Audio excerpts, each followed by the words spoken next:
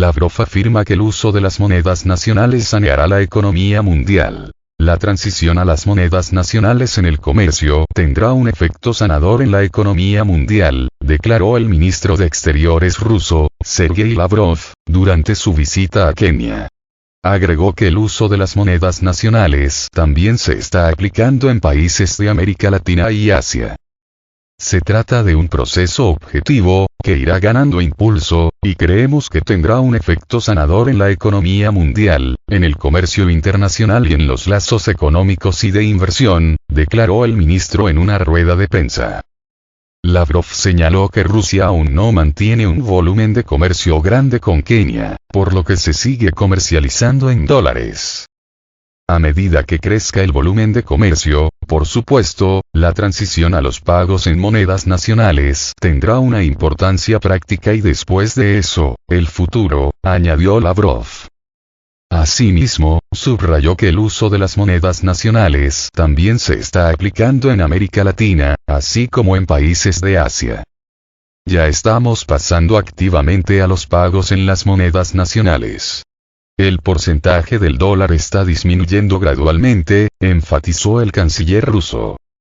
En respuesta a las sanciones que Occidente ha impuesto a Rusia por su oración de desmilitarización y desinsificación de Ucrania, Moscú aceleró sus esfuerzos para comercializar en monedas nacionales. En febrero y marzo de 2023, el yuan chino sustituyó al dólar estadounidense como moneda más negociada en Rusia.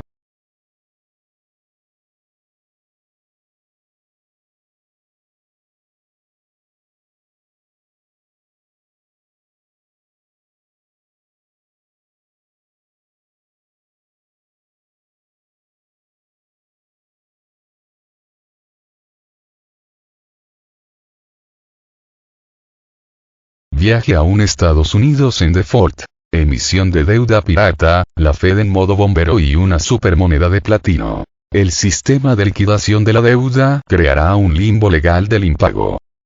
Hay mecanismos muy peculiares para intentar contener el desastre. El país solo ha dejado de pagar en grandes guerras y en el año 1979. Viaje aún Estados Unidos del futuro en default. Día incierto de junio de 2023. Estados Unidos impaga su deuda por primera vez desde 1979. La primera potencia económica del mundo hace default. El Tesoro no tiene liquidez suficiente para cumplir con sus compromisos financieros. ¿Y ahora qué? Nadie puede asegurar cuál será la respuesta del mercado. Hay opiniones para todos los gustos, desde un escenario de pánico, como anticipa Jamie Dimon, consejero delegado de JP Morgan, a pequeños problemas técnicos en ciertos lugares del mercado. Lo cierto es que se activarán ciertos resortes para intentar contener el caos. Esta es la crónica futurible de los que pasaría si finalmente hay default. Estados Unidos está al borde de entrar en un territorio desconocido con el impago de su deuda. Será la primera vez que entre en default en tiempo de paz. El historial de impago del país consta de 3 incumplimientos, asociados a la guerra de independencia, a la guerra civil y a la guerra mundial, y el sustillo técnico de no tengo suelto, para darte el cambio en 1979. Nadie sabe cuándo va a suceder, pero va a suceder, salvo acuerdo sorpresa entre republicanos y demócratas, para elevar el techo de la deuda. Desde principio de año, Estados Unidos no ha emitido ni $1 de deuda, y ya las cuentas del gobierno federal empiezan a no cuadrar para cumplir con gastos corrientes y obligaciones financieras. La situación es crítica. La calculadora de Goldman Sachs dice que los fondos del Tesoro tendrían en la actualidad unos 57.300 millones de dólares a falta de una semana para junio. Las estimaciones de Nomura y de la Oficina de Presupuesto del Congreso hablan de unas necesidades financiación del Tesoro en junio de entre 75.000 y 100.000 millones de dólares. Teniendo en cuenta que mayo aún no ha terminado, el día del default, el día D para la deuda americana, llegará, probablemente, a lo largo de la segunda semana de junio. Podría ser entre el 8, el 9 o el 10 de junio. ¿Quién sabe? Otra cosa es cómo ocurrirá y qué resortes se activarán. De momento, el Tesoro lleva ya meses estirando el chicle de los fondos, por ejemplo, retrasando pago a proveedores o con otras medidas contables. La hora de la verdad, en el momento que haya un incumplimiento con un cupón o reembolso, será cuando empieza el default.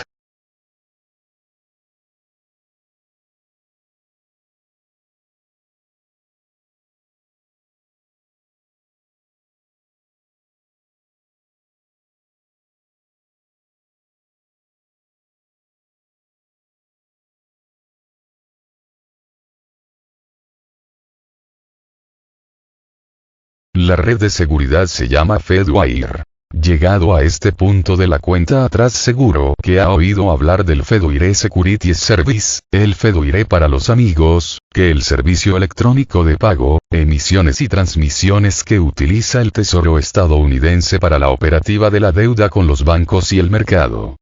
Desde el susto de 2011, las instituciones de Estados Unidos se han puesto las pilas y el propio sistema de negociación permite ganar tiempo al tiempo en un hipotético default. En un día normal en la oficina de Fedwire, el bono o la letra, o sus intereses, están listos para ser liquidados un día antes de vencimiento.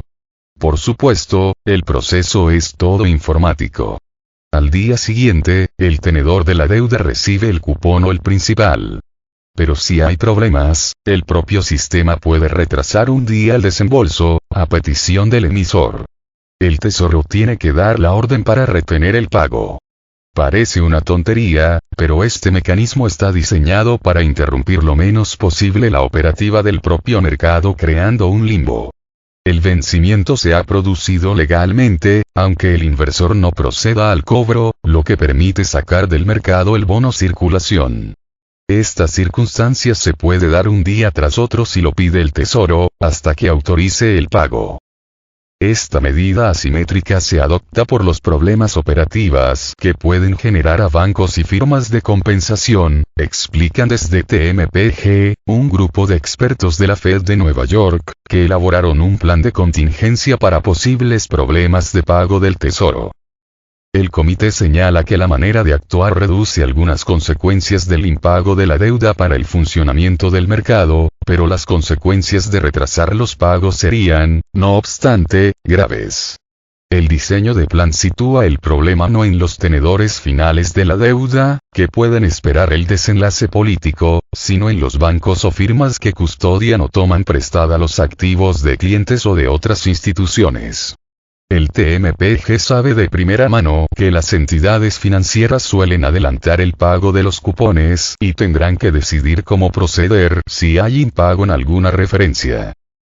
Algunos participantes del mercado podrían no ser capaces de implementar los planes de contingencia, y otros podrían hacerlo solo con una intervención manual sustancial en sus procesos de negociación y liquidación, lo que en sí mismo representaría un riesgo operativo significativo, reconocen los expertos.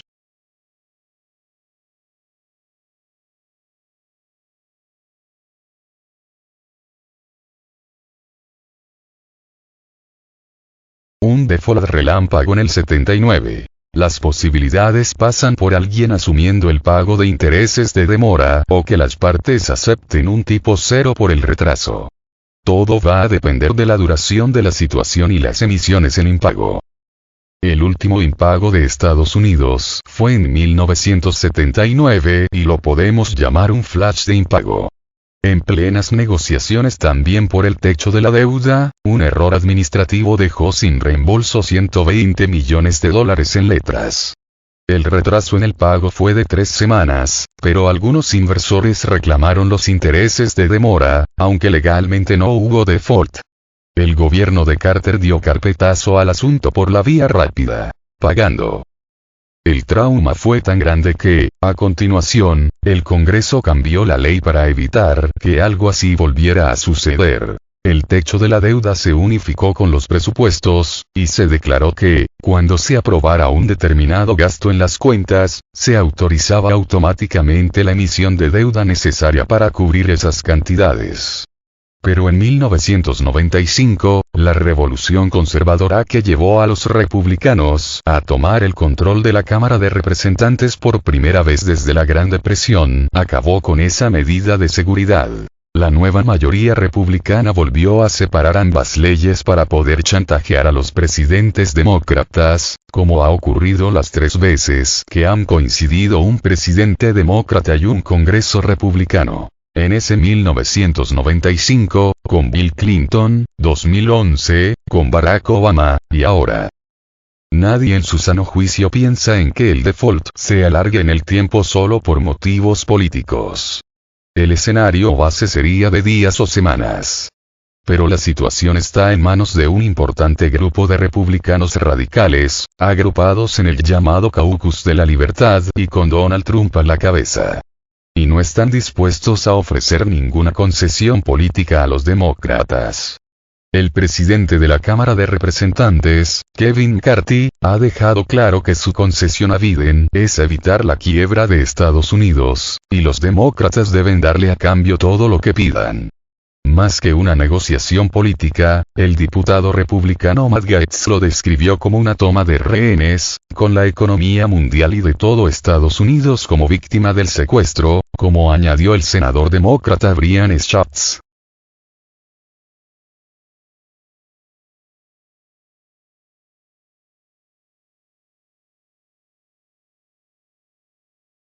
Negociaciones a lo House of Cards.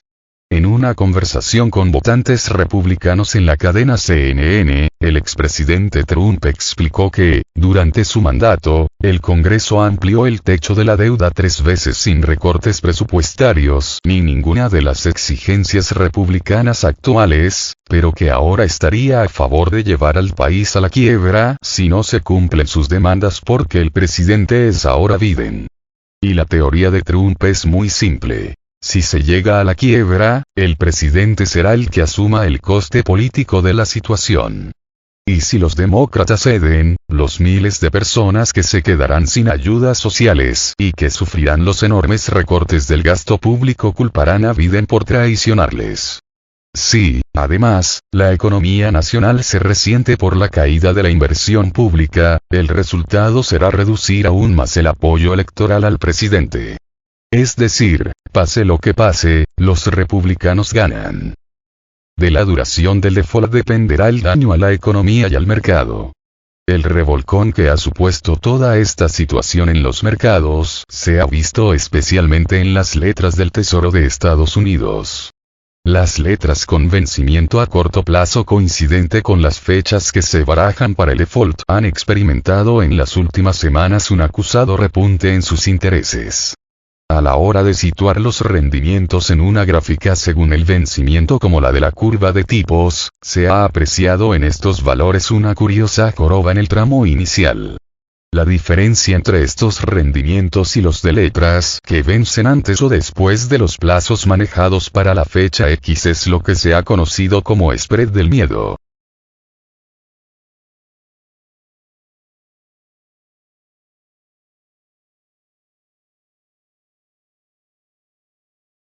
Las zonas grises de un impago. El territorio del impago no es un territorio de blanco y negro, salvo que haya muerte y destrucción en los mercados, entonces todo se saldrá de madre. La buena noticia es que pocos políticos resistirían tal presión de condenar a la primera economía del mundo a un default permanente. El comienzo del default es una zona llena de grises. Oficialmente, el incidente de 1979 no fue un impago. Para que haya un impago en toda regla, tiene que llegar una agencia de calificación y certificarlo. Y eso no pasará de forma inmediata. Si hay retrasos en el pago, pero no hay pérdidas entre los inversores, no se produce un incumplimiento del pago de intereses, solo se ve afectado determinados valores, ha explicado William Foster, analista senior de Moody's Investors Service.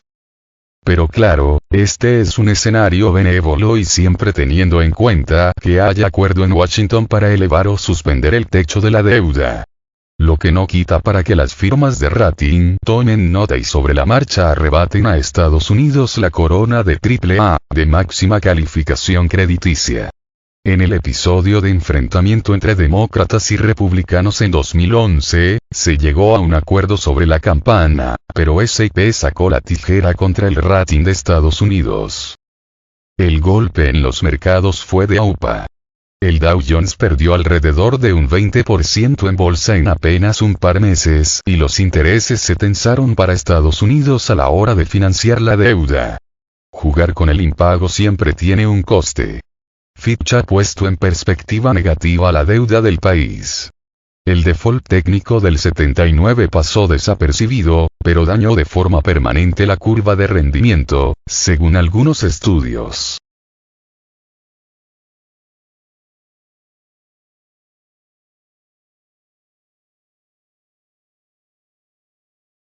Primeros daños. La lógica dice que ante unos vencimientos más prolongados, mayor prima de riesgo temporal, el tipo de interés debería ser mayor.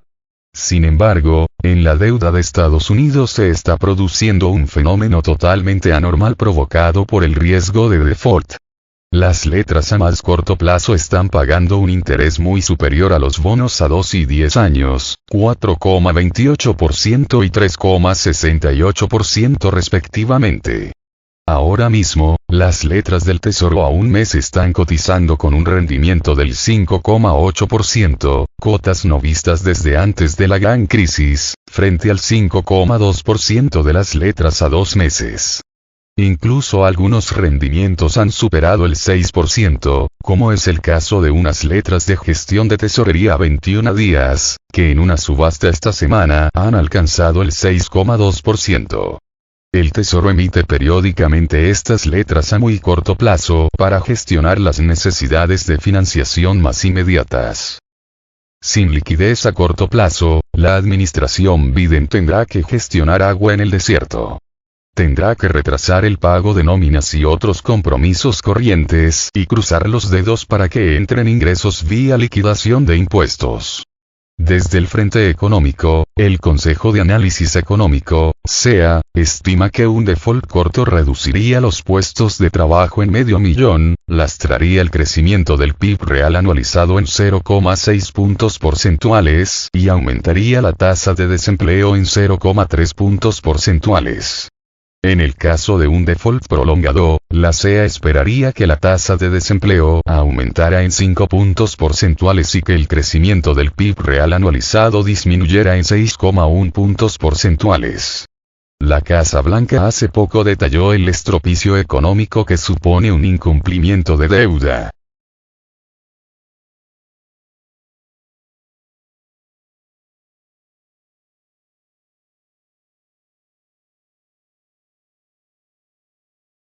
Mecanismos de protección muy locos. En este viaje al futuro, el Tesoro y el gobierno federal podrían usar alguna que otra estratagema digna de aparecer en la mejor película de Ben Affleck, saliendo al rescate del cuerpo diplomático estadounidense de la embajada de Irán en mitad de la revolución islámica.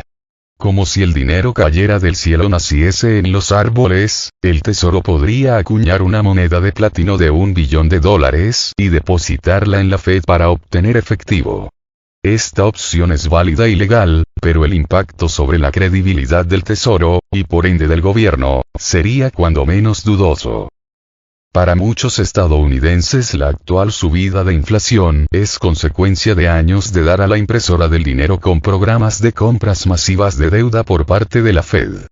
Acuñar una moneda de $1 billón para el Caucus de la Libertad, y no solo el Caucus, sería como un escuadrón de helicópteros Black Hawk, armados hasta los dientes y con bandera comunista, repartiendo dinero por las calles de Nueva York.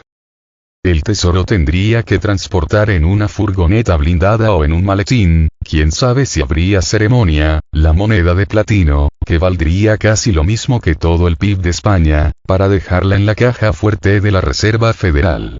La Fed, a cambio, generaría $1 billón electrónicos que el Tesoro necesita para seguir cubriendo sus gastos. Otra opción de último recurso sería que Biden invocara la 14ª enmienda para elevar unilateralmente el techo de la deuda. Este precepto señala que no se cuestionará la validez de la deuda pública de los Estados Unidos autorizada por la ley, y podría servir de escudo para que Biden decidiera dar la orden de ignorar el techo de deuda y emitir bonos como mal menor para evitar un default que hiciera dudar de la validez de la deuda ya emitida. El senador demócrata Sheldon Whitehouse explicaba la disyuntiva. Si el presidente priorizara cumplir el techo de la deuda cuando eso supondría un default, estaría dejando de cumplir una larga serie de otras leyes, empezando por los presupuestos, y ese precepto constitucional, al quebrar la confianza en la deuda. Y hay juristas que están de acuerdo. Bob Hackett, profesor de la Universidad Cornell de Derecho, afirmó que, en su opinión, si Biden decidiera emitir más deuda pública para cubrir las deudas provocadas por el gasto público establecido por los presupuestos, el Tribunal Supremo difícilmente tumbaría esa decisión, porque la alternativa, ordenar al gobierno que declare la quiebra, sería una violación aún mayor de esa enmienda. Incluso el senador republicano Josh Hawley consideró esta opción razonable. Si fuera presidente, lo haría. Diría: mira, no voy a dejar que caigamos en un default. Vosotros haced lo que queráis. Por el momento, la Casa Blanca se ha debatido entre dejar la puerta abierta a esta posibilidad o rechazar que sea algo que se están planteando. Pero, en el peor de los casos, la opción está encima de la mesa. El problema de las emisiones de deuda irregulares es que pueden terminar generando un rechazo de los inversores. La mayoría de los expertos opinan que con un default corto parece difícil que las carteras hagan rotar toda la inversión en dólares, deuda incluida, y haya una reasignación de activos.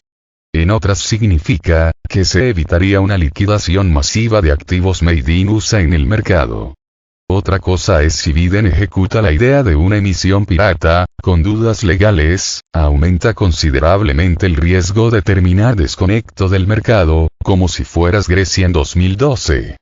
Ni siquiera Estados Unidos se puede permitir que los inversores no acudan a una emisión o la demanda no cubra el importe de colocación. Una subasta fallida significa la pérdida de acceso al mercado por mucho que se pague, dijo hoy el presidente de la Fed, Jerome Powell, en un episodio parecido en 2012, cuando formaba parte de la Junta de Gobernadores de la Fed.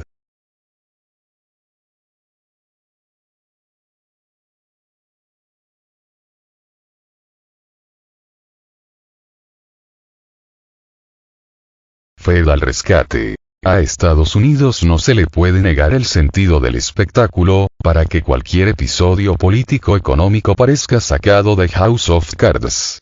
Para que los próximos días se convierta en una auténtica americanada, no puede faltar el séptimo de caballería, y este papel le corresponde a la Reserva Federal. La situación se puede poner difícil. Powell, ya al frente del banco central más poderoso del mundo, ya ha advertido que nadie espere que acuda al rescate. Desde la aparición del Tea Party en el ala dura del Partido Republicano, la política estadounidense no ha parado a desparramar con el techo de la deuda. Desde hace algo más de 10 años, cada vez es más recurrente que el país se asome al precipicio fiscal. La actual crisis se parece al incidente de 2011. Por aquellos entonces, la Fed, con Ben Bernanke, tuvo que preparar un plan de contingencia para enfrentarse al peor escenario de un tesoro sin recursos para pagar a los inversores. No hubo necesidad de ponerlo en práctica, la administración de Obama tragó sapos y culebras para llegar a un acuerdo. Pero digamos que ya existe un manual de emergencia en caso de accidente. En 2013, en otra situación parecida, Bernanke convocó a sus chicos para analizar las posibilidades reales. En estos días, las transcripciones de la reunión han empezado a circular en los medios del país. La primera respuesta a una crisis de tal envergadura pasaría por inyectar a corto plazo liquidez. No es nada nuevo y original. Cada vez hay un problema, cualquier banco central del mundo inunda con millones el sistema para evitar un credit crunch en seco. Pero gestionar un default es bastante más complicado. Una de las opciones pasaría por la Fed adquiriendo las emisiones con impago y canjeándolas por otras referencias no afectadas por el cumplimiento. Powell calificó esta triquiñuela de repugnante, pero no fue rechaza como una posibilidad de emergencia. Con esta jugada la Fed compraría tiempo para que hubiera una salida política y daría la confianza suficiente a los inversores para que no salieran huyendo. Otro de los mecanismos ideados pasaría por modificar los requerimientos de capital de los bancos para blindarlos ante la crisis que se desataría. Los bonos y letras con impago no contarían como deterioro de capital. Quizá pueda sonar las incomodidades y los ligeros problemillas que se generan cuando un bono pierde valor en el balance de un banco. La salida política. La dura realidad es que solo hay salidas políticas al entuerto, más allá de las soluciones locas. La primera es que los demócratas cedan, apliquen el programa electoral republicano pese a controlar una cámara legislativa y la presidencia, asumiendo un duro coste político, electoral y social a cambio de evitar una catástrofe económica. La segunda es que los republicanos noten que el desgaste les empieza a afectar a ellos por igual, y el medio a provocar un daño permanente a la economía y ser culpados por ello tanto o más que el presidente les haga replantearse su enroque. Por el momento, las señales apuntan a una mezcla de las dos opciones. Las filtraciones de las negociaciones indican que los republicanos han retirado varias de sus exigencias más inaceptables para los demócratas, a coste de enfadar a su ala radical, y los demócratas están dispuestos a asumir algunos de los recortes de gasto que el presidente republicano del Congreso, Kevin McCarthy, ha puesto como línea roja. Un acuerdo en este sentido, en el que ambos consigan algo, cedan algo y repartan los costes, es la opción más sostenible a medio plazo. El peligro es que muchos miembros del caucus de la libertad están dando señales de enfado y podrían intentar torpedear el pacto.